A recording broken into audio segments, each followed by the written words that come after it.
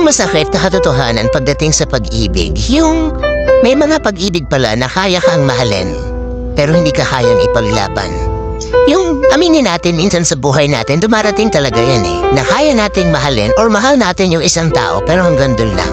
Hindi natin kaya ipaglaban. Alam mong mahal ka, alam mong tinatangi ka niya kasi ramdam mo naman talaga yun na mahal ka niya. So, wag natin baliwalain yun kasi pagmamahal yun.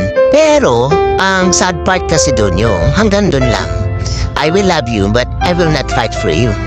Sobrang sakit na no, yung di naman sinasabi sa words pero naipapakita niya sa'yo sa actions. Or mas masakit, with actions and with words. Kasi syempre, in-expect mo talaga na once yung tao mahal ka, kayang-kaya ka ipaglaban. Gagawin niya lahat para sa'yo. Kasi walang imposible kapag nagmamahal ka. Kasi yan yung power talaga ng love. Kaya nga mahirap i-define ang love. Love conquers all.